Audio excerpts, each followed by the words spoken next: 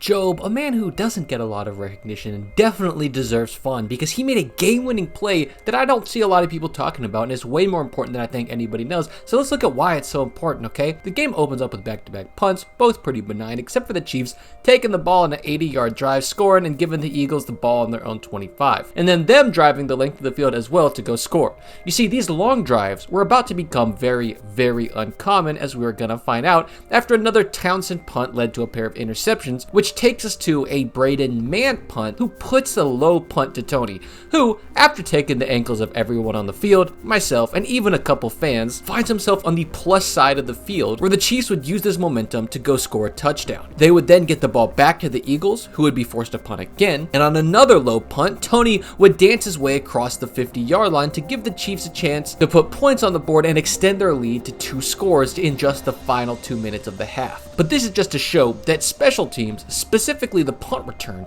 was very important to the Chiefs' offense. In fact, in the second half, the only scores that would happen were off the backs of a huge return after the Chiefs were unable to get off blocks or make a meaningful tackle to get this ball around midfield, and then after a touchback that the punt team should have downed in the 1-yard line. But it was always after some miscues by the said punt team that would allow a score to happen. And on the flip side, the Eagles were doing a fantastic job of giving the Chiefs long stretches of field to drive and flipping the field when backed up, so that way if they wanted to score, they would have to go significant lengths of the field. But this brings us to the final punt of the game. A small lead of 4 and a more than enough time on the clock, and man hits an okay punt. It's about 47 yards with 4.1 seconds of hang, so it doesn't meet the ratio test. But there's a problem. There's only one free guy coming down the field, and Toney hasn't been tackled by the first guy downfield all night. And assuming he makes this man miss, there is a whole lot of sideline to run down to, giving flashbacks to the Super Bowl. But missing people is for the back of milk carton, says Jobe,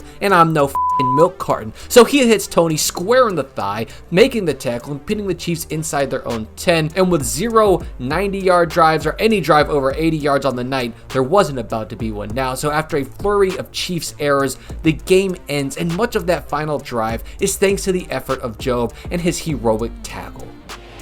We've already highlighted what he's capable of doing.